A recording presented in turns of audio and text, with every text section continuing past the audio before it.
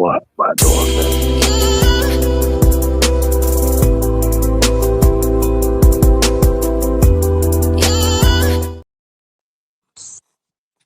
Lord, Lord. What's going on? What's going on, people?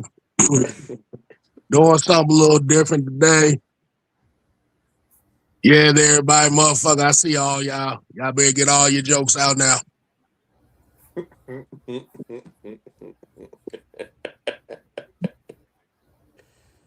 Oh man, Well. Actually, I wasn't running the pistol. We was running the jumbo T. Yeah, there's the difference. Running jumbo T under the covers. What's going on?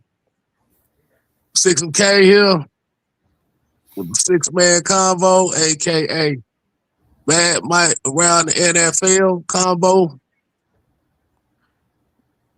We got Mad Mike Sports at the top of the screen. Yo. And we got the truth on the top of the left. what's happening, man? What's happening, bro? What's happening, man? T Lord ain't what the elephant left on the fairground, and that's a big old hunk of shit. But go ahead.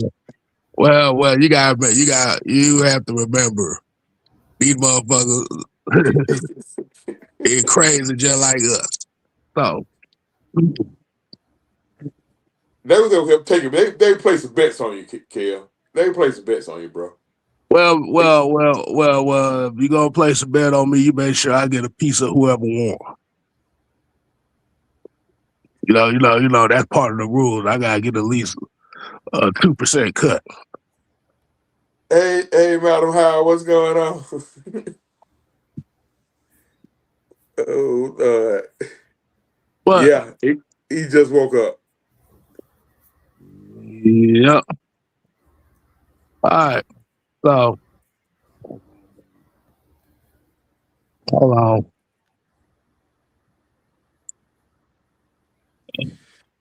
All right now. Okay, so we got a couple topics here this evening. The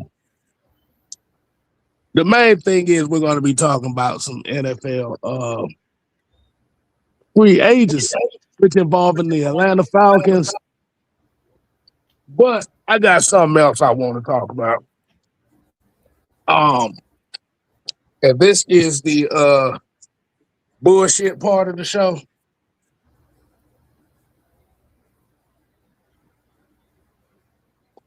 I gotta talk about Keon White and Lil Baby. I don't know if anybody heard about this situation. Oh shit. Mm-hmm. Oh shit. So for those that don't know, Keon White, San Francisco 49er edge rusher, got into a scuffle with somebody in Lil Baby's crew.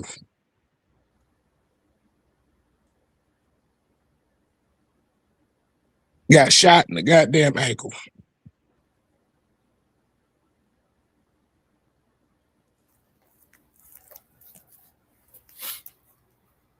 Over a VIP section at the club. Bro, so this dude play pro ball. He played at Georgia Tech a couple years ago.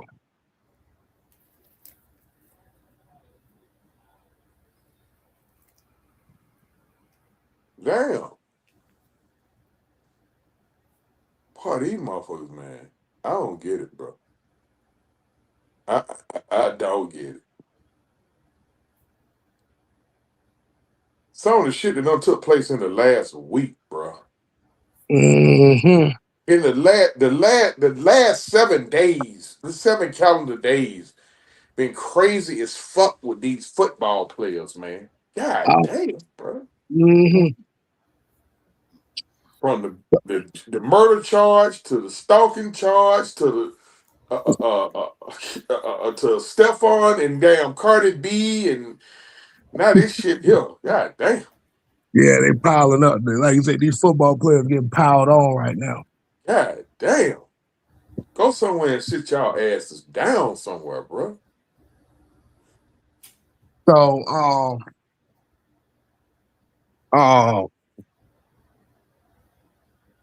so my question to you is, and I'm glad you said that, Truth. My question to you is, in your opinion, I think you just pretty much said it, but what the hell is going on? God damn, man. I mean, I can't say it's a change of weather because it's supposed to be. I don't know, bro. I don't know, bro. Like, god damn, what? I mean, everybody just done drunk a sip of crash out oil.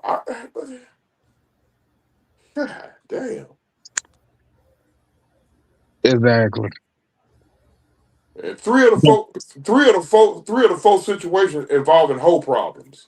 How about that?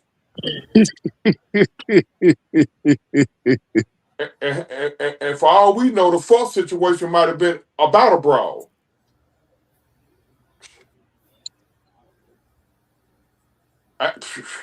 One dude facing the death penalty, another dude facing up to 20 years, another dude just shuffling broads and kids, and now this. I don't know, man.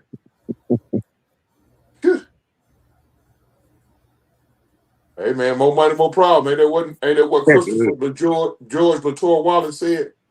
Right. More money, more problems. Exactly. Now,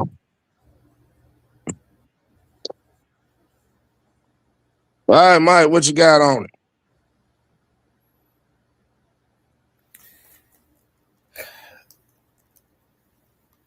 Man, I don't have any sympathy for him, to be honest. Like, you put yourself in a situation where you can get shot in front of rappers and shit. Like that's kind of your fault. Oh, I'm with you on that, Mike. 1,000. You don't put yourself in that position to begin with. Obviously, it's a dick holding contest for that type of shit to even have the shot in the ankle. That means somebody was tussling, fussing, and doing a bunch of dumb shit. So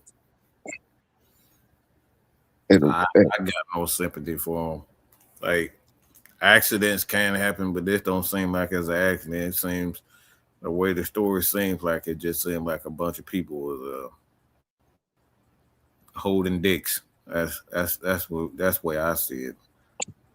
Mike Kev, y'all remember when I stayed up in the house in College Park and I used to tell y'all how I used to have to go outside late at night because them fools in the backyard having target practice.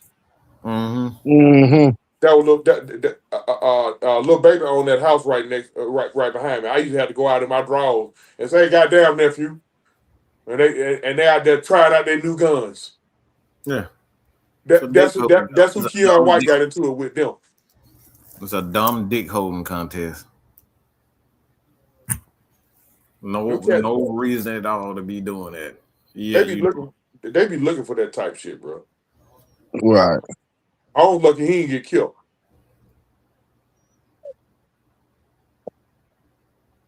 That type of energy come back to you. And for those that don't remember, this is what people would think of what outlier of a quote unquote Georgia Tech player is. They, like I said, they think everybody's a bunch of dorks and shit, which mostly of us really are. But it just like Mike said, man, you put yourself in a situation. We've already kind of had this discussion just talking about understanding the surroundings and things. And like you said, just stay your ass at home. At this point in time right now, ain't shit out here but trouble. Sit y'all asses down somewhere, bro. Hey, look, man. Hey, have your fun at the house, man. Y'all rich enough. Y'all rich enough to buy these big ass, lavish ass houses on 30, 40 acres, and y'all never there. Go home. Enjoy your house. Right. You're never there because you're out trying to be fucking seen. Make that make sense. Exactly. You out trying to be seen. Got all this bread. For what? That's the thing. For what? What is all this for? Like, go sit down somewhere, man. Have your fun at the house. It's amazing. Like you bring back up the Puff situation. Puff go in jail right now for having fun at the house. Go figure. Exactly. He was traveling. He was traveling with it, but a lot of his parties was at the house. He was in the house. Yeah, that's after the fact he started getting in trouble. The parties at the house started coming after he started getting in trouble. He tried to switch it. He tried to switch it because you remember the incident that happened in New York a lot of the times. He got ran out of New York because of that. Well, I hear you. But them parties at the house been going on with him. Mm-hmm. Yeah. With him, that's when he stopped the parties in New York because he was getting in trouble for the parties at going out to the events, and then he just said, "You know what? I'm just gonna cut it out." Right. But I wanted to get that out the way right then and there. So pretty much the main conversation we have this evening is the Atlanta Falcons Kyle Pitts replacement for the tight end position. And right before we get into that, you know what it is, Mike. You got to hit them with the what is the real what.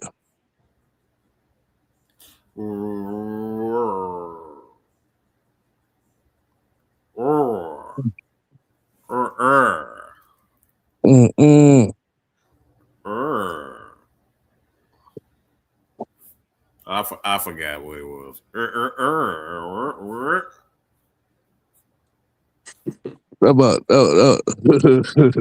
sound like it's not tuning up. It's not tuning up. I'm about to say you sound like a '67 Chevelle with a bad engine right now. Nigga, what? You don't want none of it. I'm a real nigga, boy. I'm a street nigga. One more time and you're through. Did you see the other one where he crashed out at the warehouse? It's the same dude. Did you see that one? No, I got to see that one.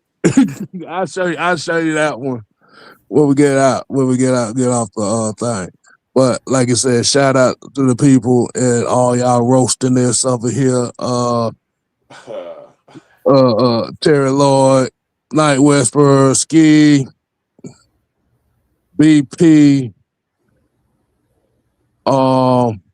like you said, Sonya, we got John, Daniel Berry Sports Highlights, Lady C, Maurice Martin, King Kill. Hey, we got it going on. Appreciate y'all coming in. Make sure you hit the like button, hit the share button, subscribe to 6MK Live as well as Mad Mike Sports and Two Truth TV. USK, King Fred. So today's topic was actually inspired by Brother Pastor Jew Talk Sports. One for the heavy hitters. He made a video today speaking on would you rather, if you had to pay one between Kyle Pitts and Drake London, and pretty much said that he feels more comfortable with paying Drake London over Kyle Pitts.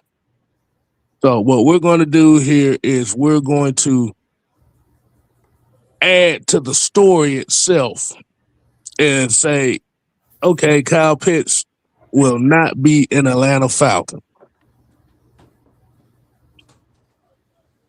So my question to y'all is, if the Falcons look to get a tight end in free agency, who would be the best fit? Now, we got notable names. David Njoku. I mean, that's the main name that's floating around. Not just David Njoku, Isaiah Likely, Dallas Goedert. Those are really the three main names there. What you think of Truth?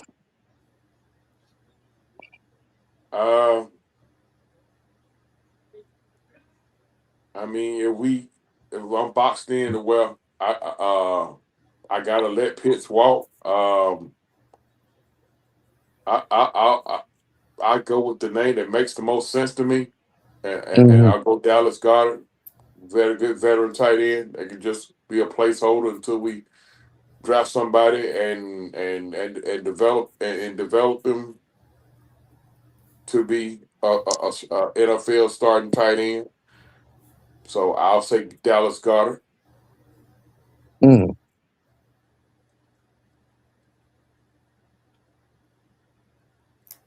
Okay. All right. So I compiled pretty much all the names for it. We'll start right here. And you already see, surprisingly, Travis Kelce is on the top of the list there. Got Tyler Higbee. That definitely is a name to look out for. Ain't nobody bringing in no damn Taysom Hill. All right. I'll take him. Taysom Hill, a free agent. They had him listed as a tight end. Man, Taysom Hill. That man, what up the hell? Man, why you in love with the gadget guy? That man ain't gonna stay healthy. No, it ain't no about him being. You in love with the gadget guy? Trust me, true. Because he never stayed healthy. Ever since he's been in the NFL, he's never healthy. Well, I mean, I am more. I lean more towards versatile guys. Mm-hmm. It's not so much about the gadget guy because he really ain't no gadget guy. He got he line up in the backfield and run straight. Right. They play him at quarterback too. True. I know they play him at quarterback. Okay, I mean. Trust me, Truth. You're in love with the gadget. You see the gadget guy. You see the guy that can do a multitude of things. Yes, but you look at his stats and how many games he's actually healthy. I mean, if he's unavailable, then no. If he got a problem being unavailable, no, I'm off that then. Mm-hmm. Like you said. You got some other names in here. Like I said, I pretty much got compiled a list of it. Well, screenshot the list of a lot of guys. Like you said, you got Tyler Conklin, you got Noah Fant, Darren Waller, John Fitzpatrick. I'm just going saying a couple names. Like I said, I put it on the screen so everybody kind of read it. Like the Robert Tonyan, Jelani Woods,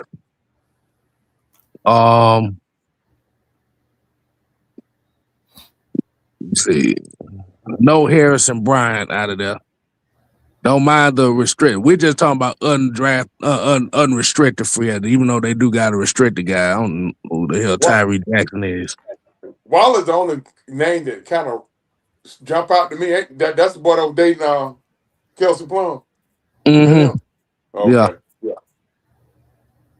Like that, Daniel Bellinger, Greg Dulcich, Donald Parham, Anthony Fresker, Kay Otten.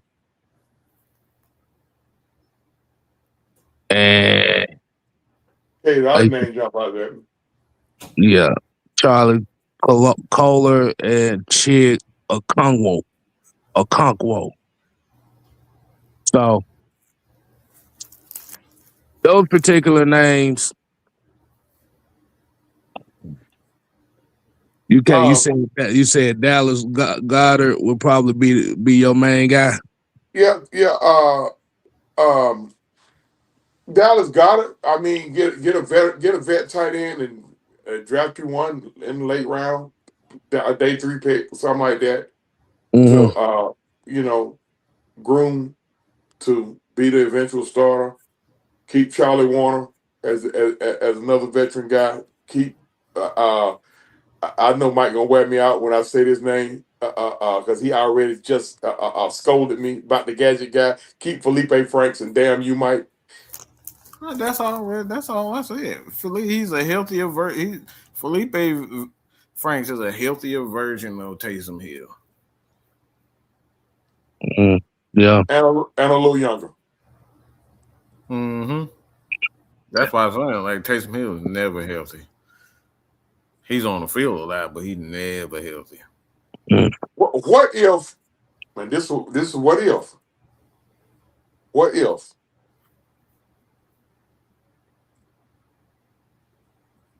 Felipe show us that he can handle being a starter? How do you go about that? All thing, like you said, all that was just based on if he gets the opportunity to be that. What type of offense does Stefanski run? Is this offense predicated on is a tight end That's extremely Kyle important? Shanahan. That's all you need It's to know. Kyle Shanahan, which means your tight end is. You don't really need your tight end to be you don't need your tight end to be explosive, but you just need your tight end to be able to get into a spot. Like you Yeah. say, it's Kind of like Austin Hooper was in Shanahan's offense. basically basically Okay. like Mm-hmm. you said, like you said, that's why the question comes around with Kyle Pitts is are you willing are you willing to pay the price tag for the possible explosive plays at tight end, or are you more so entrenched on, you know, not necessarily the big playmaker guy, but you just need somebody that can, get right there in your spots. I'm paying Pitts. That's me though. Okay. Yeah, I'm It, paying Pitts. But that's why I it's said if I true. was boxed in to where I had to lose Pitts, that's why I said Dallas Goddard Mhm. and then draft some tight end on a day Mhm. 3. So Ski basically said that he's going Isaiah Likely all the way. Nah, I'm likely gonna be just as expensive as Pitts is. Mm-hmm. You have to remember this too. You have to play it too. You got to play it to the factor here that you got Drake London's contract coming up, and you got to figure something out with Bijan Robinson. I don't think people realize how bad that contract Kirk Cousins is. It ruined somebody's gonna get sacrificed. Mm-hmm. Yeah. Somebody need to go to their room. Talking about put David Seals at tight end. Somebody need to go to their room. Nah, Well, nah, you ain't got to worry nah, about nah, him. He ain't gonna do nothing there either. So he'll be gone. nah. He talk about he said how much he got to pay for us to say something nice about David Seals. I mean, you pay and you will see. Yeah, you got to pay. Yeah, like you said, you got to throw a super chat in there, see how much money it is, and we'll say something nice to him. Hey man, I don't do no false advertising over here. You gonna pay it? Look, you pay when you will see. Exactly. oh, oh my god, BP said, Zach Ertz. Zach Ertz. Zach Ertz is intriguing. Yeah, He's got it. I mean, he But got. the thing is, but go ahead, Truth. I mean, he got championship pedigree, don't he? But he got those same injury Yeah, issues. but Oh. Worse. remember he got that devastating ass knee injury at the end of the year this past season. Okay. Mm-hmm.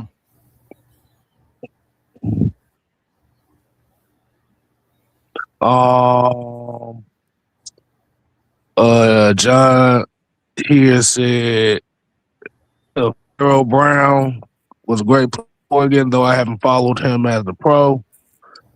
I mean, a lot of the tight ends in free agency right now, majority of them have been spot players. A couple of, like you said, like you said, really just the big money guys are the main ones that's going to be getting around that 14, 15 mil a year, if possible.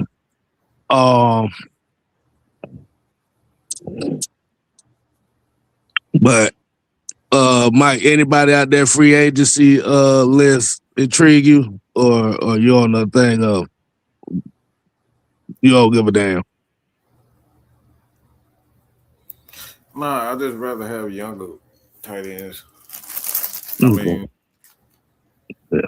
I don't really see anybody on that list that's Really young like that. Yeah. Like there's a lot of older guys and a lot of younger guys on teams. And Right.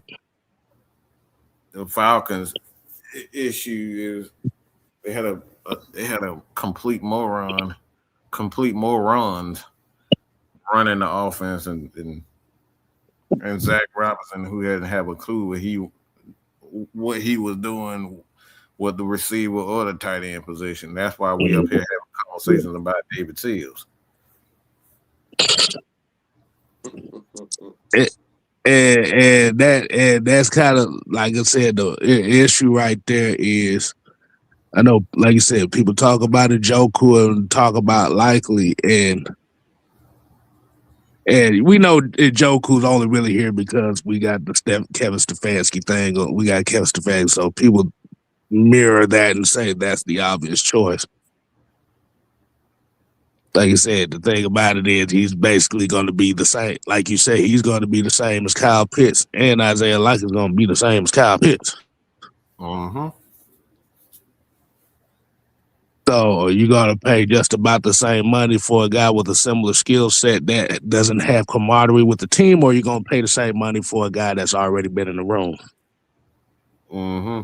And that right there, that's why I said you might as well just keep Pitts if you're going to bring one of those guys in, because Pitts is a little valuable than unless you're going draft. I mean, like people keep bringing up you keep bringing up Joshua Simon. I mean, those are the people I'm talking about. Like, you give those guys a chance if you're gonna bring in a Dallas Goddard and all that, because you're playing in the new system. Right. And look, if you think that Likely is better than Kyle Pitts, I think you're smoking crack. He's not. For one, he playing in a two. He's not even the number one guy. He's not the number one tight end on his damn team. He's not the number one on his own team. The thing is, they run a system in Baltimore. He said he's better at blocking. That's not true because he don't block. Oh, okay. That's William. I always say William Andrews with Mark Andrews. Mark Andrews. But Mark Andrews, he's the guy that they leave in the block. Andrews is he's the blocking tight end there. That's why you see Likely always catching the passes across the middle, because they're using Andrews as the blocker. He's the receiving tight end. Kyle Pitts is I don't know why people think that Kyle Pitts is a bad blocker, because that's really one of the dumbest things, and especially in this offense with Kevin Stefanski, you're gonna see how important a tight end is in this offense. Just picture a Kyle Pitts and a Kyle Shanahan offense. This is what they teach. They teach they tight ends to block. They encourage them to catch passes out of the back. That's what they encourage in this offense. Right. There's something I wanted to ask y'all, and I guess I'm asking the chat too. All right. You got this year Pitts, you got next year Drake, and you got the following year Bijan.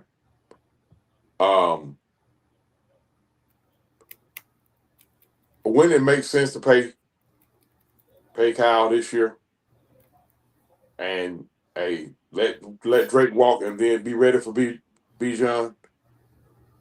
But that's the dilemma that they have too, because it like I said, it's a big like I said, it's a big decision, because at the end of the day, Bijan Robinson is the number one guy. We know we're gonna take care of him. He ain't going nowhere. He ain't going nowhere.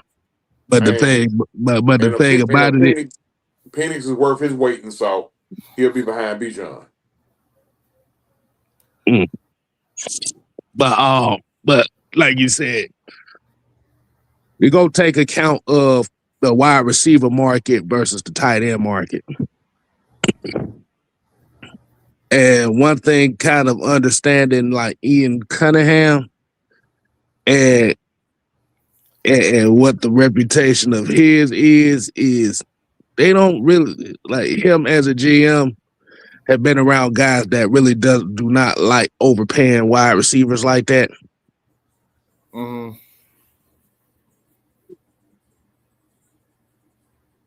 But this scenario is if you decide to pay Drake London a priority over Kyle Pitts. That's what the show is right here. And speaking of the inspiration of the show, Brother Jew was in the building. Mm-hmm. But what up there? What's going on in that Chicago, Red? Chicago Red. But speaking of Austin Hooper, like I said, man, if there's a tight end that kind of intrigued me out of that whole entire list right there, Cade Otton is one that kind of stands out to me really more than anybody out of that whole tight end free agency list right there. Like I said, I don't know. I don't know why, but it does. But I just see if they going down that route, they'll probably draft a young athletic tight end in this year's draft, because if we pay attention to this draft, it's actually a lot of tight ends in this draft that are like pretty damn athletic. I mean, like I said, they're not on the Kyle Pitts side of the game, but they pretty damn close. And we'll set those thoughts later on down the line. I think the combine. When's the combine? I think the combine's like a couple weeks, right? I'm not sure. Oh my God. Ski, you should know by now. We don't go by PFF numbers. Man, you get your crackhead ass on some of that bullshit. It's like PFF numbers. Like, you damn know you should know you in the wrong place with that bullshit. We don't do no damn mad numbers around here. PFF grades, boy, is about as relevant. Like I said, PFF grades is irrelevant. I'm just letting you know now. PFF numbers. Man really had the nerve to come in here with PFF numbers talking about a 90 and a 70. Are you serious? Yeah. Wow. I mean, of course, it's going to be higher because likely doesn't play as many snaps. But But the reason why PFF numbers don't really fly over here because when they gave Marlon Davidson a 100 PFF grade in a game versus the Tampa Bay Buccaneers, in which the only thing he did was catch a pick six, I said, "Nah, you can throw this shit." Yeah, shit that's away. what I'm talking. That's come on, bro. Throw that. I mean, You throw Kyle that shit in the garbage. Kyle Pitts, yo, got more yards and more statistics in a season than this man done did in his whole career. Okay, I like the disrespect and disregard for Kyle Pitts is insane to me. It's insane. So do you think it just goes back? Do you think that it just goes back to the fact that people expected him to be a top 5 overall receiver in this league, and that it hasn't manifested that? So before I answer that, let me tell Ski to get off his little pussy rant, okay? Just get out your pussy rant, all right? Because that's what you're doing right now. That pussy ranting. Okay, calm down. You put the numbers up there, okay? When you put it up there, don't talk about comprehension is key. You put up some bullshit, and then when somebody call you out for it, now you want to get your goddamn high horse pussy that cookie juice. Like I said, the worst thing you could have did was threw up PFF numbers. I'm just saying that's the worst. You did that to yourself, okay? So don't tell that look, pat that pussycat, pat the pussycat, and tell her to calm down, okay? Because you did that to yourself. You brought up that. You brought up PFF. I didn't. Kid didn't. Truth didn't. Okay, you did that. Okay, well, calm down. Right, you did that to yourself. We're talking about what he is. Okay, Kyle Pitts is not like tight end 1. He's not tight end 2. He's not tight end 3. He's tight end 1 on his team, and he has been for a long time. Isaiah Likely is what we call is a system tight end. He looks great when he is the number 2, i.e. the guys like Muhammad Sanu, Calvin Ridley. These guys look amazing when they're in the number 2. But it's been games where Andrews isn't the number. He's either hurt that we don't see from Isaiah Likely. And I've seen these games personally, and I've broken down these games personally. I like Isaiah Likely, but there are things that Kyle Pitts can do that he can't do. We're talking about you can line him up against a true number 1 corner, and Kyle Pitts can beat those guys. That's not something that Isaiah Likely can do. He can't match up with any safety, corner, or linebacker. Kyle Pitts can do all of that. Now, are we gonna toss it up? In regards to his blocking, we can toss it up. I'll give you that. You know what I'm saying? Despite my own personal views on that, I'll give you the blocking.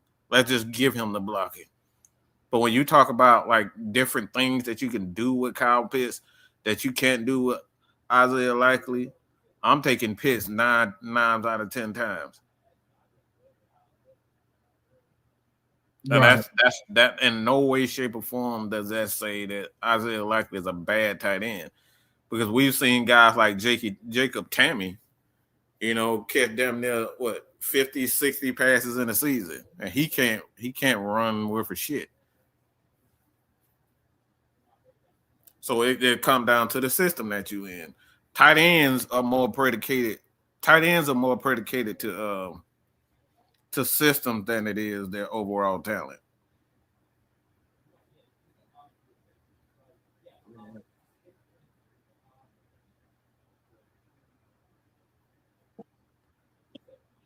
Yeah.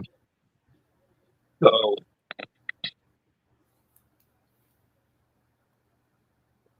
the question that would go down to that conversation is he ready to be tight end 1?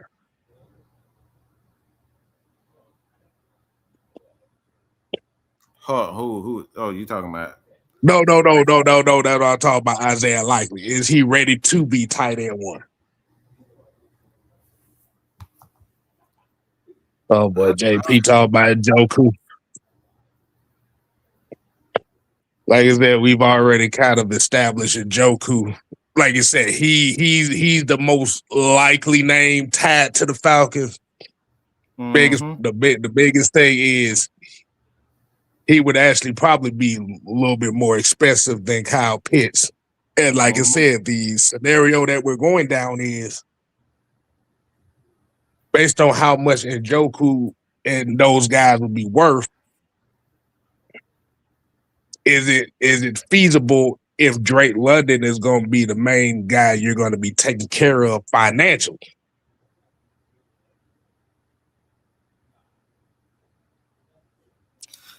I don't want to hear nothing about what somebody likely is. Okay, point intended. Kyle Piston already showed you when he's that number one guy. Even if he's not the number one guy, he's still the number one guy on the field. We haven't seen that from likely. That's the same thing we say about our quarterbacks. It don't matter what y'all say he is. He got to be able to actually. You got to see when he's on the field, he got to be the best player on that field. Period. We're just hoping and thinking that we got. So we actually talk about what is happening. That's the same thing with our coaches. Yeah, I believe that Raheem was a intelligent coach. I really did believe that. But he didn't show it. So it didn't matter if I believed he had the knowledge, because I think he did have the knowledge. But it don't matter. Look at his numbers. You know what I'm saying? You can just look at his numbers in itself. And I'm talking about likely. Okay? Let me read this out for you. Let me read this out. Because this we talking about the fastest stats and the truth. And he's been in the league 4 years. Does it take how long would it take, Kev, in your opinion, to see for a tight end to kind of say, all right, this guy is a star? That is a star. You usually see it by Pro Bowl level. On average, it'll be about 3 years. On average, because remember, even with David and Njoku started off as a bust, and then he really came on the last couple of years, and now he's one of the most enticing names when it comes to the free agent class. Yeah. So like you say, it's just going to really just depend on the situation itself. I'm glad you brought up David Njoku because he started off well. He started off, well, not the numbers. He started off as a bust, 32, 56, 5'9", 36. And then in a year, ironically, and I use that, ironically, around 21, 22, a certain coach was hired. He called 36, 58, 81, 63. You see? So he started out as a bust, but he started off, let's say, I don't know if I use the word bust. Yeah, no, I'm about to say don't use bust, but just say he wasn't there yet. Yeah, he wasn't there yet. Yeah. So I wouldn't necessarily say that. But the reason why I'm saying that is because you look at the numbers with Njoku, the numbers were there from the beginning. You know what I'm saying? The numbers were there from him in the beginning. And then we look at Isaiah Likely. This is why I say the stardom for tight ends is right in your face. With him, he had 30, 42, and 27. What's the difference? He didn't really, he really didn't showcase anything. Those numbers are almost identical every year. Right. There wasn't a breakout season for him. Right. And this right here is where the truth comes out. He said, we picked Kyle at number 4 overall. We got to be honest. He's not the Jefferson Chase type receiver. What's wrong? What's wrong with that? What's wrong with that one, Mike? For one, JP is in La La Land because he's still thinking just because a guy is a number one overall. See, the problem with, and we always say this, the problem with fans is that y'all look at the overall number as the scouting report on him instead of the scouting report. Did that go over y'all head? Basically, what you said, basically, feelings over reality. They're using their own personal feelings because this guy was the 4th overall. He has to that trumps anything that he's actually doing. They look at the number as the scouting report instead of the actual scouting report. The number in itself, the overall number of the 4th overall is bigger than the scouting report says. The NFL draft number is bigger than the scouting report. So it holds more weight. That's what you said. It holds more weight. They don't care if the scouting report says, yeah, Kyle Pitts needs to work on his blocking. Yeah, he is a little bit more. He needs to use his size a little bit more. They don't care about that because all they see is number 4 overall. They don't care about the scouting report. So the scouting report, the overall number is bigger than the scouting report for most fans.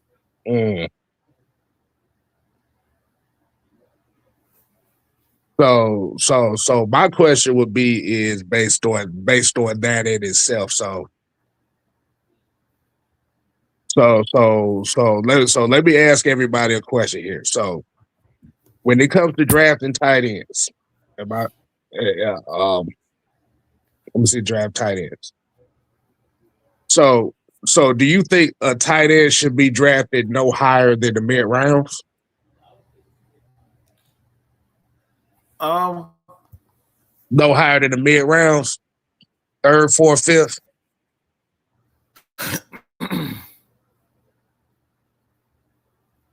I would say so. Because the tight end is not one of those positions, like, because it benefits from two things. It benefits from the quarterback comfort, and then it benefits from the offensive line. Because if they send a blitz, one of the first hot reads is going to be a tight end. And if a quarterback can't, if he's historically, if he's notorious for looking at his tight ends before he look at his wide receivers, then the tight end numbers can be inflated. Right. Hence why we bring up Isaiah Likely. Isaiah Likely got a lot of those passes because his quarterbacks like throwing to tight ends. So do we really know how good he is? Yeah. Because they're the kind of in the tight end issue. Well, actually, they're in a better tight end situation than we are because they're the only tight end that the Ravens have under contract right now is Mark Andrews. I think the only tight end we have under contract right now is Charlie Warner. Yep. And Joshua Simon, who's on a reserve deal. So let me throw a bone on you on this one.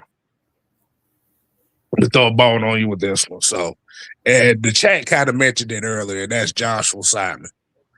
Do you think that this is an opportunity that they may possibly give him a shot as that tight end? He's a tight ends coach. He came in Stefanski as a tight ends coach. So I absolutely believe that he's going to get every opportunity to do so. That's what he came in as. It's almost like Sean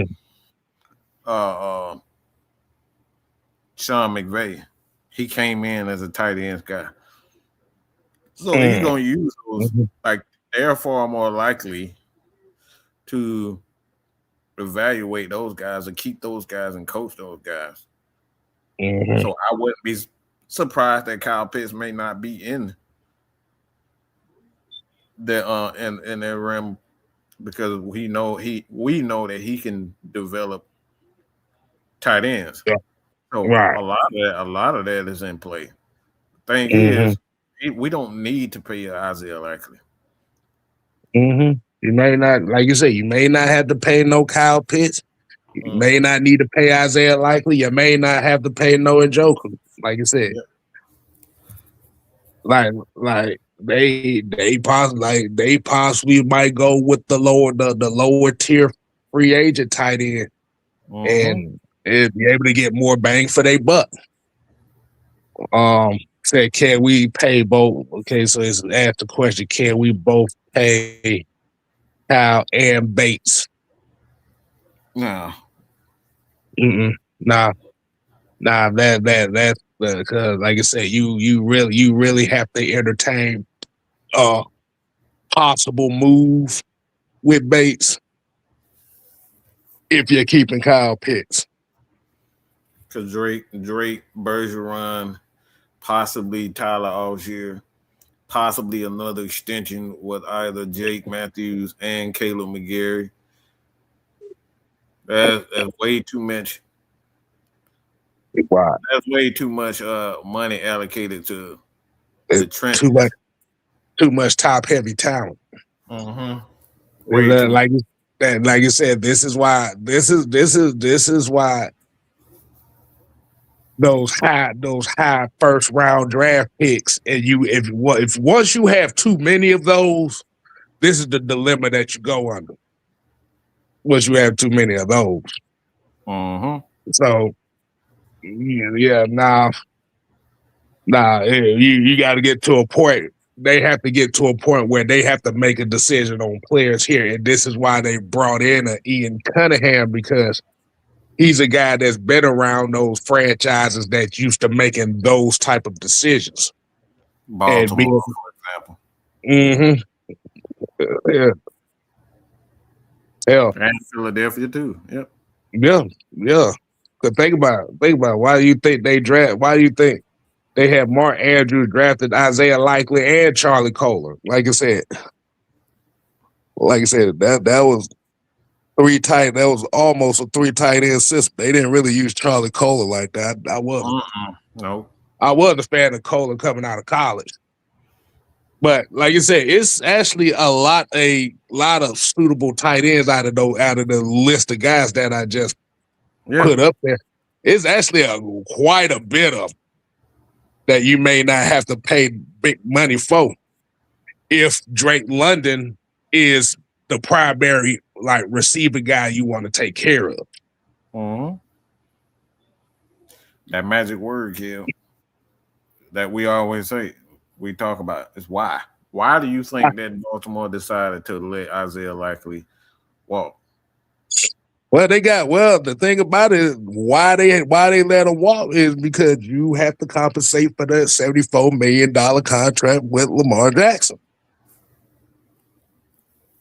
And then at the same time, if you're going to keep Derrick Henry, you got to make sure you got some open space to give him an extension.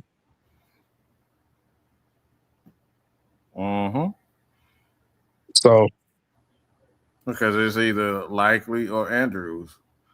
They've been trying to get rid of Andrews for years, and Baltimore has obviously chosen not to do so. Yeah, exactly. They just paid Andrews right before the season. Oh no, it was right during the season. They just paid him, gave him the extension. That tells you everything. That tells you everything you need to know about Likely. Like the highlights don't make them. The highlights do not make the guys. Again, that's the power of that number 2. Being the number 2 and number 3 receivers. Don't get all the attention. And like I said, we appreciate everybody that come in here. Like I said, we don't worry about if you agree or disagree or nothing like that. Like you said, at the end of the day, it's all the conversation in itself. The thing is, we have to get out of our feelings about what is, and we got to, and like I said, the mindset of how we do things over here is we go into the why. The why. The why is the most important part of any argument. Mm-hmm. So, like you said, why shouldn't I do this? You got to take why instead of just saying, all right, I believe he's better than him at this, or he's more athletic. Yeah, we've seen a lot of guys that are more athletic than Kyle Pitts coming out, but that didn't mean anything. Right. Like you said, that's like the example, like with Isaiah Likely. Okay, he's a better such and such. Why? Because we've seen it. What did you see? See, that's using that as an example. Like you said, this is the philosophy of the unholy alliance. It's summed up in one word. Why? You can't just tell me you can't tell me something and not have a why. You just using your emotions. Look, I always tell people it's one of the biggest lies that fans say is that the eye test don't lie. Yes, the fuck it does. Mm-hmm. Because if you're not trained to see certain things, your eye don't lie to you. I'll give you a perfect example of what eye test lied to me like a motherfucker. Let me tell you an eye test that lied to me like him. Hayden Hillis. How about that? You know what? Nobody saw that shit after that motherfucker ran for like 1,600 yards and 35,000 touchdowns. Mm-hmm. I thought, D, appreciate who you thought he was. Man, I thought it was Mike Allstott. Boy, we like, oh goddamn, we got Mike Allstott back, and we had the guy on the heavy hitter show talking about that too. Man, yeah, D, there you go. That's the equation of the unholy alliance. Y equals MX plus B. Mm-hmm. That's it. That's it. That tells you everything. It'll tell you the why answering the why. Even you would check yourself.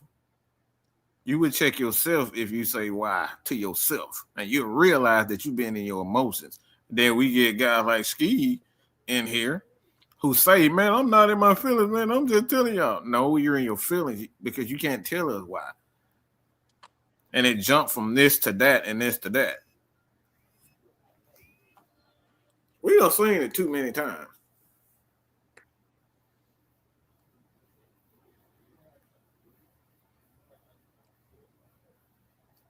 We done seen this way too many times, and I think that's the thing with it. Like with certain guys, I mean, we can even use this right here, this comment right here, for example. Peerless Price. Why did Peerless Price put up 100 and something yards, 100 catches, and was a pretty good wide receiver until he came to Atlanta? He just fell off the face of the earth. Did he suck when he was in Buffalo? Or was there a deeper issue? And I think we all know what the deeper issue is. A lot of people don't want to say it, but the deeper issue is that some bitch just the quarterback and the system in itself wouldn't allow him to, do what he does. And he got majority of the blame for that. That's the problem with it. And we see it all the time. You get players in here, they have 1 year, a couple catches, a couple moments, and then that moment is ingrained. And let me say this, because I know too. This is a perfect example of this. I'm gonna use a baseball reference. Truth, Kev. Yeah. You remember Dan Ugler? Oh God, Lord have mercy. I remember Dan Ugler. See, that's a name that Yeah. I done had to prevent Shell from cussing Dan Ugly's ass out for years. But that motherfucker hit damn near 20. He been hit by 25 plus home runs every single season. He could do that. Oh my God, that was the face that was the face of the strikeout. That was the strikeout Braves era right there. That's exactly where I'm going. People just remember the home runs when they're Dan Ugly. They don't remember anything else. It wasn't They just just Dan remember the Ugly. home runs. It was Chris Johnson. It was the Upton brothers. It was Hayward. It was Evan Gaddis. Yeah, the strikeout boys. Mm-hmm. BJ Upton was another one. Like Mhm. they hit a lot of home runs. They struck out like a motherfucker too. But they were damn near 150, 200 strikeouts every every last one. There's about 600 damn strikeouts against all of them. Yeah, because I think around that time the Braves led the league in striking out at the plate like 4 years in a row. Mm-hmm. But we remember them home runs. Them home runs was the motherfucker. Mm-hmm. We love them home runs. That's why I say this is why I use that, even that comparison with Darnell Mooney and even David Seals. Oh God, I'm sorry. I just came back down. We remember those moments. I know you do, Truth. We remember those moments when David Seals called a touchdown. We remember those. No, I see somebody. I see it. Is that a Dan Ugly mention? No, that's what we're talking about now. Oh, okay. I had to bring it home to him because that's what people see with guys like Isaiah Likely and a lot of these free agent guys. You see the good moments, but the coaches, they see the overall picture. Mm-hmm. That's it. I need you to be those 30 catches a piece for my wide receiver may look good in X amount of time or X amount of moments, but goddamn, it's 500, 400, 300 plus snaps that you ain't do shit. Yeah, and that's why David Seals gets the powder toast award majority of the time with us. Mm-hmm. Cause you gotta think like if he was a limited snap guy with 17 catches, it would make a complete big difference on what our thoughts on David Seals would be. Mm-hmm. And if Dan Ugly was a utility guy, him hitting 25 home runs and let's just say 200 at bats. You know what I'm saying? In a season, like that's 1.5, 2 plate appearances a game. Mm-hmm. Somewhere less than that, somewhere in that ballpark. Like it would make sense. Yeah. Yeah, but like you said, that's what David Seals is. Yes, you can look at the 18 catches, but then you're not looking at the fact that this nigga was on the field damn near 500 snaps at wide receiver. Mm-hmm. That's 500 plays. 500 plays. So it's not like I don't hate him. I don't hate him. I just think he ain't worth shit. He ain't worth a I know there's some big name again. Bad as Mike talked to me about him yesterday and today. I did not talk to you bad. I said that's you full of shit. That's all I said. I didn't talk bad to you. I said you full of shit. Anybody that say that David Seals is a good receiver full of shit, and they know they full of shit. I didn't cut you. I just stabbed you. Okay. All right. There we go. I don't accidentally stab myself before, so. But yeah, BB's here said Aaron Judge hits about 60 home runs in the season, and then you forgot that he's playing in the playoffs.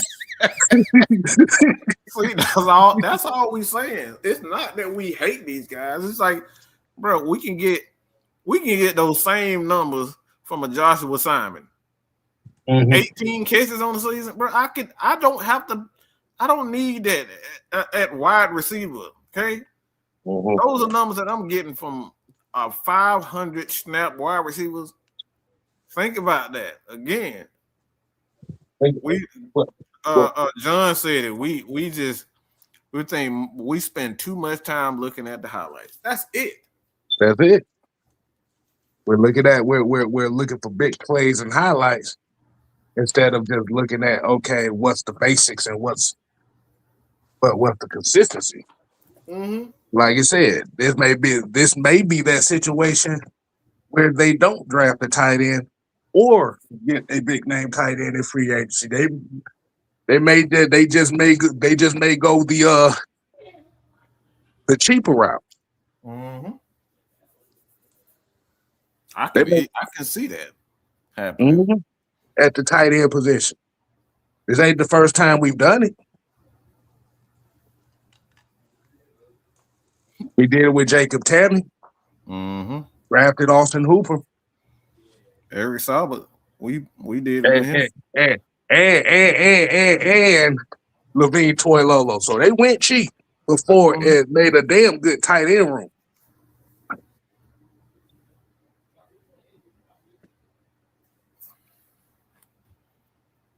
It's about the bang for your buck, man. Look, I don't want to have to pay goddamn $100 for a pair of shoes, and then that thing, I scrape my foot, I accidentally turn my ankle, and then the side of the shoe, all the damn stitching came across it. I paid $100 for the shoes, and I turn my ankle, and then all the stitching off the shoes is done. I've had that happen before. Then I go to Walmart, get some $12 shoes. And I damn near, stabbed them up $12 shoes last you about 3 years. For about 3 fucking years. I done stabbed them. I done burned them, accidentally burnt them. Right. Spilt shit on them, and they still good. Exactly. Bang for your buck, man. Yeah. But this right here, this comment right here is exactly what we're talking about. It's time for Atlanta to dig into the meat and potatoes moving forward. Highlights good for ESPN, but they don't get you to the Super Bowl. That's it. That's it. And you're bringing in guys that come from cultures and backgrounds like that. Mm-hmm. Yes, the Cleveland Browns haven't won a lot. But guess what? Them motherfuckers literally had to fight in a division where you better bring your you better bring the meat and potatoes to the game. Yep. Kind of have meat and potatoes. And understanding that while a lot of the NFC South teams are getting more finesse, the Falcons are they're trying to be the Hogs. Mm-hmm. Trust me, man. Look, our philosophy over here is not popular at all. Mm-hmm. We kill a lot of dreams. Okay, we the dream snatchers over here. Dream snatchers, and I'm the algorithm killer. So yeah, He's definitely that. Like our philosophy is not popular. If y'all want to feel good, I guarantee you can go to any one of these Falcon countries. They'll have you feeling good about your favorite player. I promise you they will. Mm-hmm. But your favorite player, when you realize he ain't what he is, you're gonna be like, damn, they sold me a damn dream. They tried to tell me. They told me this man was excellent and he was gonna be the next big thing. And yeah, he ended up having 30 catches after almost 1,000-yard season. And Darnell Mooney. Y'all told me Darnell Mooney was a rising star. He can barely catch 30 catches in 15 games. Mm-hmm. Right. But they told us that he was a star. Mm-hmm. But that's why I said out of that free agent list, that's why I said a guy. If you're talking about a tight end that's going to help ensue what this team is going to be about, I think K. Oden may be that guy. More so. Yeah. Mm-hmm. Like I said, you ain't got to worry about him catching 70 passes a year. But like I said, the thing is, he's gonna do exactly what y'all been screaming for. Mm-hmm. He gonna block, and he's gonna give you catches too. So I think he averages like 40 to 45 catches a season. So he'll give you that. Mm-hmm. That's solid for a tight end. For a tight end, yeah. Yes. And then, like you said, if they decide they want to take a chance with the Joshua Simon, that's another 20-something catches right there that you may see right there. So your tight end room is going to be straight. And you can get that under $5 million with a Joshua Simon. Mm-hmm. So now you won't have to worry about if you have to pay Bijan or Drake London. Hell, then you'll have the money to be able to play both. Mm-hmm.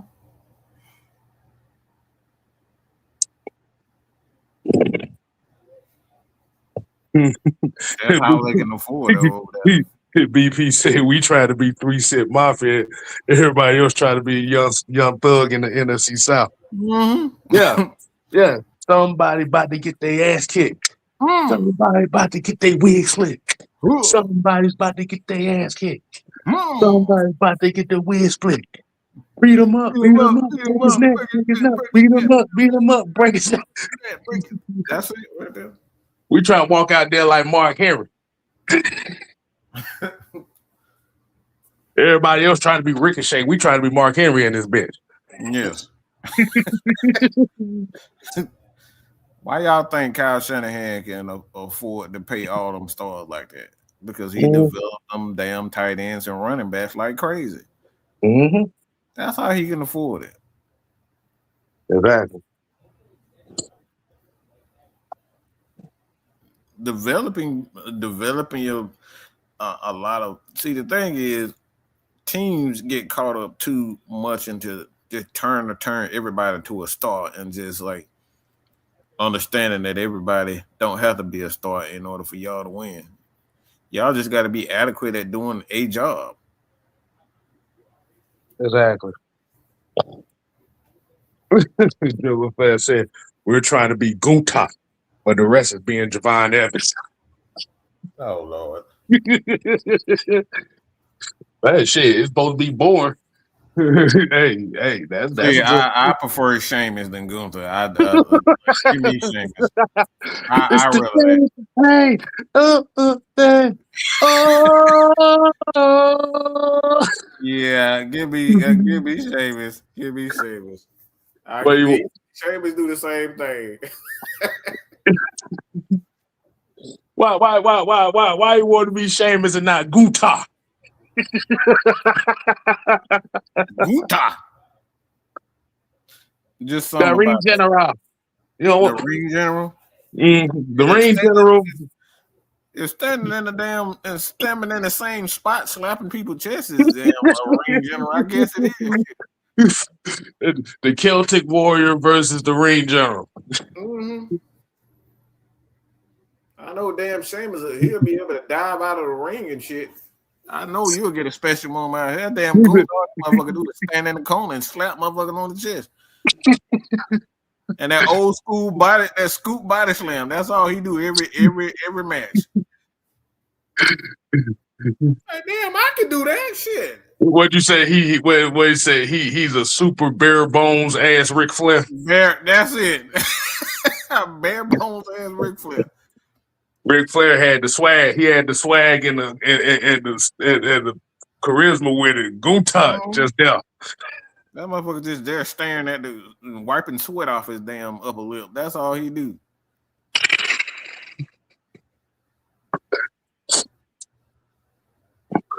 But yeah, man. Just when it comes to all this here, we're just gonna play. We're playing everything by ear here. Like I said, any them free agent list, anything could be updated. Cause when does free agency start? I think free agency start mid March, right? Yeah. About Yep. mid March. Mm-hmm. So we're gonna continue this free agency series until it starts here. We're gonna start looking at position by position. I will say this: the free agency come. I don't need none of y'all motherfuckers sitting up here crying, bitching, and moaning about getting guys on day one. Yeah. I think it'll probably start picking up as far as the news about Kirk Cousins around the early parts of March. I actually expect it to be announced somewhere soon. Um, to be honest, closer to the end of February, which is Right. about 16 days. Yeah, Something like about 16 days somewhere now. So about a couple of weeks, you'll start hearing about what's going to happen with Kirk Cousins. right. So y'all go ahead and start asking questions here. We got about 10 more minutes before we get up on out of here. What's happening? It said, I just need extra cap space by Kirk. So Savannah Swag asked a question here. Do y'all think Tyler is gone? I don't think so. I don't think a lot of teams even value running backs. Like they're getting back to it, but Mm-hmm. It's only a handful of teams that really only value running back, i.e., okay. Baltimore, San Fran, possibly Detroit, Yeah. So and Atlanta. That's pretty much it. I think Tyler is closer to returning than a lot of the free agents. And the way that Jeff Olbert was slobbing all over Caden, yeah, I think Caden probably closer to returning too. I don't want to talk about the other reason why I think Caden probably returned because it's gonna open up a whole nother can of worms. I don't feel like going down again, Kev. So, but but like I said, man, everything that we want to happen is like you said, it's just gonna be solely based on what the Atlanta Falcons do with Kirk Cousins. Mm-hmm. And as much as we want to say, like I said, as much as we want to say certain things, or we could do this and we could do that.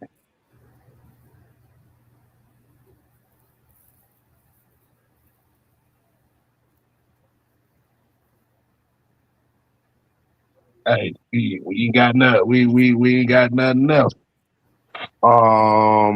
Let's see. Okay, we got another question here. 66 DJ said there will be a big improvement with the wide receiver room next year. I don't think they got a fucking choice. They got to update that. They ain't got no choice. That wide receiver core is bad, bro. But the question when it is it really as bad as we think it is, or the fact that the coaches were incompetent enough that made it worse? It's bad. It's bad. They made it worse, no doubt about it. But that Yeah, receiver room yeah. outside of Drake, you're.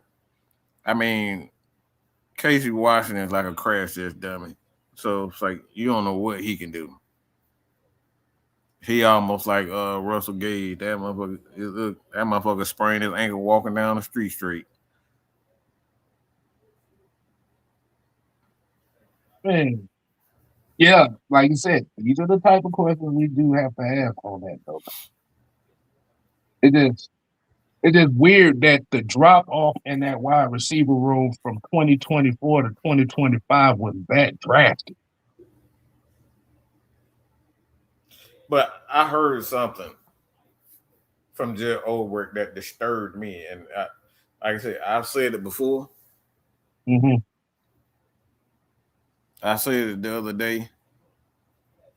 Talking about we started doing things that mixing things that never been mixed before in our philosophy and stuff. I'm saying, AKA nobody knew what the fuck they was doing. Nobody had a fucking clue what they were doing. He said that shit.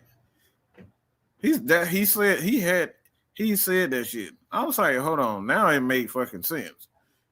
Y'all were just up here experimenting with shit and they have a damn clue what they were doing. And again, that's why Warren came up with the word sabotage. That's what it was. Y'all was out here experimenting on shit. It wasn't about skills. Y'all was literally experimenting on shit. No, they knew. No. I don't. That's where I disagree with Sanu. They knew what they was doing. They didn't give a fuck. That's where the sabotage come in. Right. They didn't know. Yeah. Go ahead. No. Yeah, like you said, they said they didn't know how to handle the wide receiver room. Yeah. Mm-hmm. That's what Sanu is saying. He didn't know how to handle the wide receiver because they didn't. That's why they made up some shit. Mm-hmm. This is why you saw David Seals. David Seals was second on the team in plays. Mm-hmm. They have a fucking cool. But he had 9 more catches than Casey Washington, who only played 7 games. 7 games, yo. Hold on, let I'm glad he said that. Look, Kev. I don't already. That's why everybody think I hate. That's why everybody think I hate David Seals. The numbers. Look at the numbers. It'll piss you off. Yeah. Let's look. I read off the numbers doing the live show, doing the morning show. Mm-hmm. That's why y'all gotta watch Mad Mike in the morning. Like when I go live around 10 and 12, like y'all gotta pay attention. I do this a lot. We do a lot. We do a lot of this behind the scenes too. So that's what. These numbers will piss you off looking at them. Yeah. Like, I don't think people pay enough time. They don't pay enough attention to these Falcons numbers. The numbers are disturbing. I'm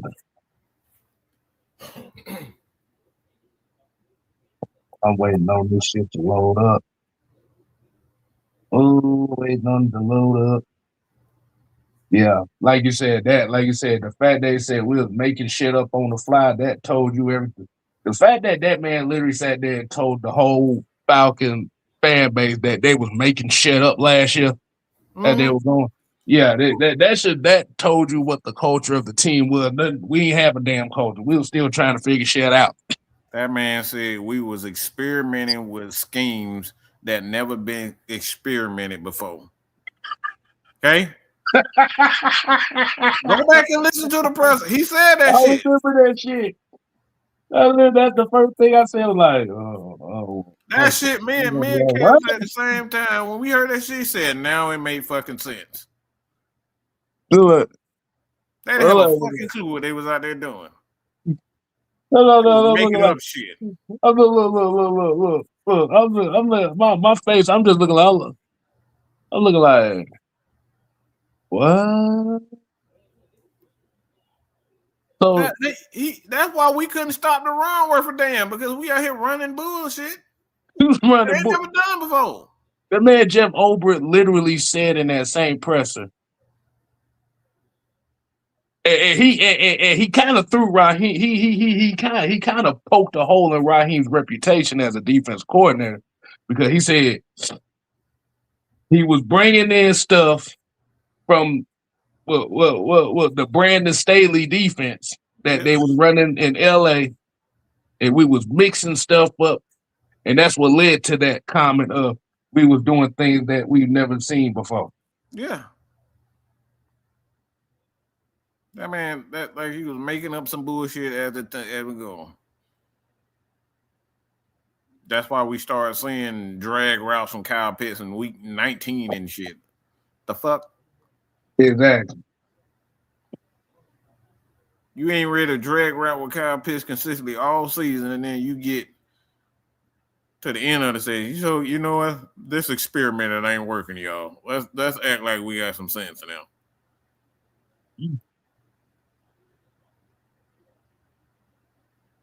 No, he didn't. They didn't try to recreate it, Drip. They were trying to create some bullshit that ain't never seen. They was trying to be innovative. It goes back to what I was talking about with why Raheem Morris brought in a Zach Robinson and a Jimmy Lake. They was trying to create some shit. They was trying to create their own shit. Yep. Hello, John said, I saw a comment on the Falcons YouTube page that said, "Oh, Brick ought to be fired for throwing Raheem under the bus like that." Hell, shit, Raheem threw everybody under the goddamn bus for 2 years. Right? He threw everybody under the bus for 2 years. Hell, now Brick poked a hole in his shit. Mm-hmm. Everybody mad now, like, no, nigga. Once again, Mike, what's our favorite song? Mm-hmm. Mm-hmm.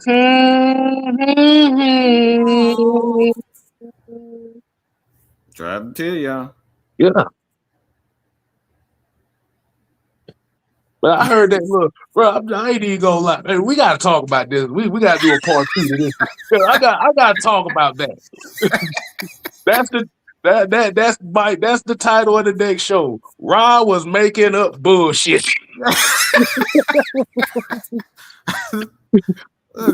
Been telling y'all this shit. Y'all thought we was making up bullshit. I said, boy, I'm like, wait, what? He said, and I knew it was some fuck shit about the. You had to think about that. I know you was upset that he was playing the political thing with Raheem Morris and Terry Vondo. But now I look back at it, boy, he was setting up. He set that shit up. He was setting it up. He like, man, I ain't had nothing to do with that shit, man. Look, man, I want to come back, man. That was Terry's fault, man. Terry and Raheem, man, they made me do it. I ain't believing in that bullshit. I know Broke was doing that shit. There you go, BP. Definitely shout out, man, and BP. And like I say, let me give a shout out to all the members of this channel, 6MK Live and Bad Mike Sports, because like I said, man, y'all definitely been holding it down for us all this time, so we definitely appreciate it. BP said, "Yeah, Rob was shooting the breeze, boy. He shot more than the breeze, boy. He was cutting farts out there." Man, cutting farts. God damn it. I had to take Truth's damn quote right there and throw that in there. He was cutting farts out there. It's just saying, man. It's right there in y'all face. Exactly. Right Rob was a fuck ninja from the start. Mm-hmm. Again. See, but like I said, this is why when y'all be watching these press conferences. And we're going to get up out of here in a couple minutes. I said we had 10 minutes, but we always go over it anyway. But this is why my advice to everybody that's watching this channel right now, when these press conferences come around, I'm telling you right now, do not pay attention to what's going on there in the chat. 9 times out of 10, it's bullshit in the chat. Pay attention to the actual conference. Ignore all that other shit. Pay attention to the press conference. Because the thing about it is, once you get distracted by all that shit going down below the press conference, you're going to miss a lot of shit. And trust and believe. That motherfucker said experimenting with shit that ain't been done before. What the fuck you doing that for? Who the fuck told you to do that? We told you to coach the defense, not goddamn be Albert Einstein. Look. That's cardinal sin. That is cardinal sin right there. First of all, you bring in motherfuckers that ain't never did shit before. Let's think about it. We gotta actually make that. Kill. This is a perfect analogy of what the fuck they was doing. How do you how you try to get electricity? How you get electricity? You got to use a conductor, right? Yep. And that conductor usually has to be with metal. Yep. Right? Some form of metal. Right. This motherfucker was out here experimenting, he was trying to get electricity out of goddamn banana. That's what the fuck they were. That right there is what the fuck they were doing. Man, let's see if I can get light out of this banana. Exactly. Banana. It's not gonna work. This is what Raheem gonna work. You try to light your house up with potassium, nigga. That shit ain't gonna work. What are we doing, bro? What are we doing? What you trying to say? What you trying to say? You trying to grow your energy source in the backyard, nigga? What are we talking about? I barreled I barreled the Monkeys defense. That's what the fuck that was. That's exactly just throwing shit together, just hoping that it don't fall over. That's all that shit was. Savannah's eggs. Yeah, I'm talking over here. Look, they better catch up. They better catch up. Yeah. So, like I said, when y'all be watching these press conferences, there's three things y'all need to look at. And I can't believe I'm putting game on here, Mike. But like I said, man, these are people right here. The three things you always want to look at when it comes to looking at these press conferences and these interviews. One, you need to look at the body language. Look at the facial expressions when certain questions are asked. Yep. They start grabbing. See, a lot of coaches, like Kill was saying, look at the body. When they uncomfortable, they always take a swig of coffee, juice, or water, whatever they got. That's when you can tell they nervous. Mm-hmm. You can tell that they're either nervous or they trying not to say something stupid. Mm-hmm. This is why you don't see Mark Zeno asking too many questions. Mm-hmm. This is why they threw D-Led in the garbage. Those two are notorious for stupid ass questions. Y'all paid attention to that. You ain't really like a lot of the reporters now. Some of the young cats now. They throwing the OGs away. Two, you got to look for keywords. Hey, like I said, pay attention to every sentence. Mm-hmm. Why? Because I guarantee you, when Mike said, when Ober said we were doing things that was never done before. See, now if you paying attention, you would catch that right there in the moment, like, the hell? What? You catch it in the moment. Mm-hmm. Or in the other case, with the special teams coach, where he said, "Oh boy, he threw Marquise Williams so far under the bus, boy, that motherfucker was sniffing carburetors and shit." Well, that was he turned Marquise Williams into a catalytic converter. How far he threw him under the damn bus? What did he say? He said basically the main thing is we're going to be working with these guys, and my whole principle as a former school teacher is to work with each and every one of these guys on their strengths and weaknesses and hold them accountable. Yep. When Marquise, I already knew Marquise Williams was on bullshit before, but if you paid attention to how he coached the East-West Shrine Bowl, that told me everything I needed to know about Marquise Williams. I said, And that's why the special teams look like absolute shit the past 2 years. You coaching up a damn team, and you worried about if your players getting holes or not with the type of shoes they wear. I'm like, nigga, Bro, what get the the fuck up out of here. Get the fuck out of here. fuck? Out my face with that bullshit. I would have goddamn Debo uppercut that motherfucker with that bullshit. I saw that shit. Like I said, I said this for a second. Man, they showed that motherfucker. They showed the two coaches in that Shrine Bowl. You got one coach, he's sitting over there. Hey, man, you got to get your feet planted, man. Hey, turn, cut, boom, boom, boom, boom, boom, boom. You got to hit that line. And you see Marquise Willis. Hey, man, I like those cleats. Man, I remember back in them days, man. Well, we were getting all the holes with them cleats.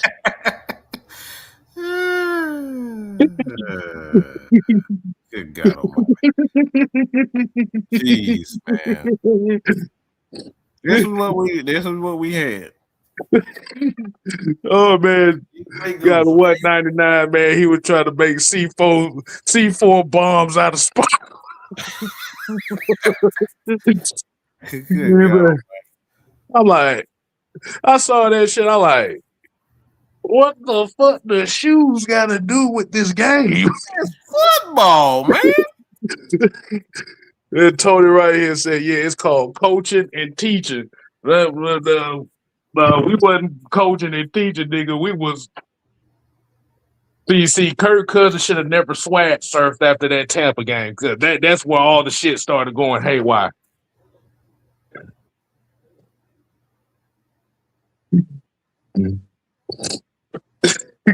There you go. Look. He said, no wonder our special teams suck. Marquise. Yeah. He was talking about that damn shoes. He was like, man, once I get out of this game, man, shout out, man, we're gonna go over here and get some of these chicken wings and stuff like that. And this is in the middle of a fucking practice. I'm like, wait a minute, ain't you supposed to be the head coach of the East Side? And we talking about shoes, chicken wings, and hoes? Yeah, there's a problem here.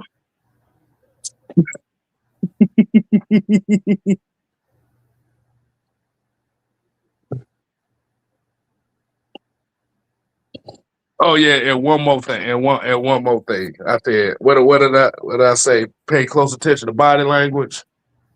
Pay attention to every word said. Mm-hmm. And 3, listen to how the questions is being asked. Mm-hmm. Just listen to how the questions is being asked, because there's purpose behind the way they're asking. And trust me, Matt Ryan catch up. He caught all that bullshit. That's the first thing they said. They said, according to the James Pierce thing, we're not going to be talking about that right now till the details come out. And then when the damn reporter came out and asked about James Pierce, them motherfuckers look like, nigga, did we just tell you earlier that? We not answer this.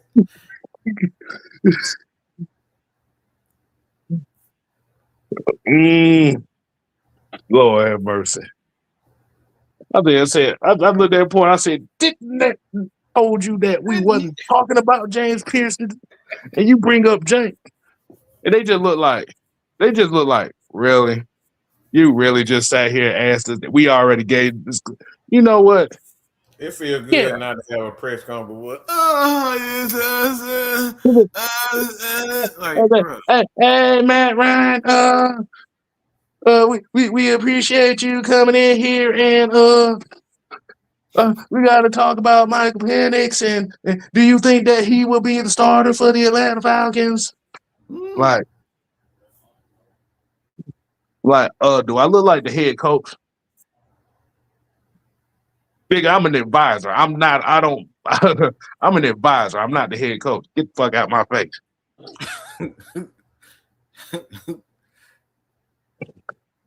Yeah. But I give the reporters the credit this time where they actually asked the right questions and they asked them the right way. Mm-hmm. So they learned their lesson from the last time. It actually made the press conference a lot more enjoyable to listen to. But when you're coming in here, you got Mont Zeno Oh, roided, angry ass, always asking the That shit motherfucker about swear. That's a perfect example of who the fuck he is. That motherfucker sound like he act like he on roids all the time. He ain't never happy about shit. You always mad. You're like, Always got a damn attitude. D-Lid always kissing somebody's ass. And like I said, Jarvis ain't too bad. Like you said, Miles and them were cool. That, like I said, they asked the right questions. Mm-hmm. But we're gonna get up on out of here. Hold on, let me see. He said, I remember Zeno from B More. He ain't changed it. I do like Jarvis. Yeah, I like you said, I like all of, but like you said, when you hear D-Lid going around on smear campaigns on the Falcons because his baby boo ain't here no more, and that's Rich McKay. His baby boo ain't here no more. And Zeno crashing out every chance he get. Yeah, you about to get sick and tired of hearing that. That shit takes the energy out of a lot of those press conferences. Just fishing for you can't have an actual conversation and enjoy it. You're trying to get to a means. You're trying to get to some sort of result. You're not just having a conversation or letting because there's for instance, like if the Falcons are having a quarterback issue, I don't need you to sit up here and try to investigate Rich McKay when we got a quarterback issue. That's what the Falcons media be doing. They say, bro, we got a quarterback issue. Why are you asking about fucking Rich McKay? Mm-hmm. We need to be focusing on his quarterback position. Mm-hmm. Y'all keep asking about the damn front office issues. I don't care about that. Exactly. But we're gonna give y'all the rest of y'all night back. We're trying something a little bit different today. This is why this is the off season is fun to us, but we get a chance to do a lot of different things here. So, hey man, as you already know, as we get further into this free agency talk, like I said, you're gonna get a little bit more college football over here. Not only just here, but just within the Unholy Alliance in general. So until next time, people, we here to play. Oh no, we here to stay. Ooh yeah, nigga. You ain't got to go home. But you got to get the hell out of here. Ooh yeah. And don't be like D-Lid. Deuces. Don't judge me. I just wish you knew.